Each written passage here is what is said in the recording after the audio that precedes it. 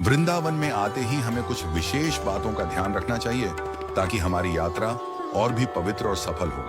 वृंदावन में हम भगवान श्री बांके बिहारी जी के चरणों में आकर उनकी भक्ति में लीन होते हैं, लेकिन कई बार कुछ गलतियों से हमें बचना चाहिए।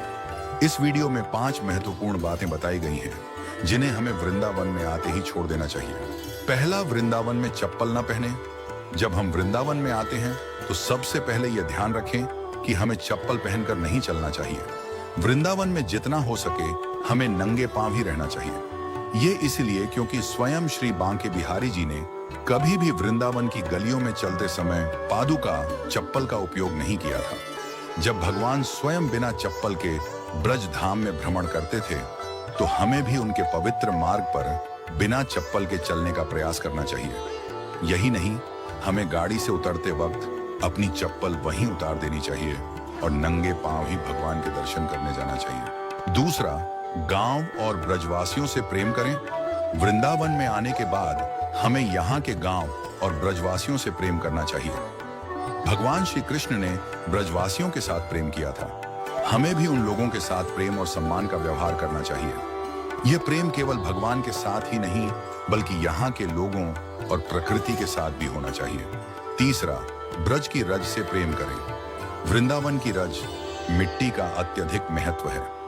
हमें ब्रज की रज का सम्मान करना चाहिए और जहां भी हम जाएं वहां गंदगी न फैलाएं। ब्रज की रज को अपवित्र करना हमारे लिए न केवल गलत है बल्कि यह उस भूमि का भी अपमान है जो भगवान श्री कृष्ण की पवित्र भूमि है। चौथा, वृंदावन में आंसू न बहाए। वृंदावन में भगवान के दर्शन करते वक्त कभी भी हमें अपने आंसू नहीं बहाने चाहिए।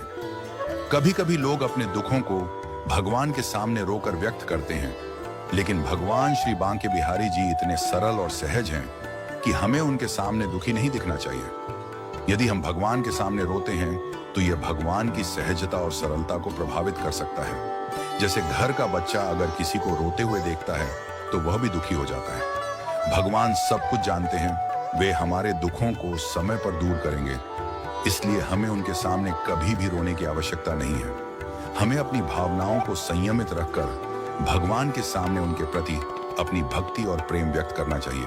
पांचवा, भगवत चर्चा में भाग लें।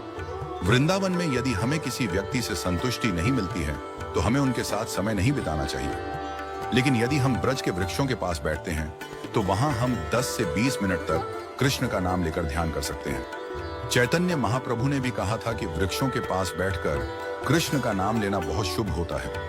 वृक्षों से हम कृष्ण की कथा सुन सकते हैं और उनका आशीर्वाद प्राप्त कर सकते हैं। इसलिए जब भी हम वृंदावन आएं तो वृक्षों के पास बैठकर भगवान श्री कृष्ण के नाम का जाप जरूर करें।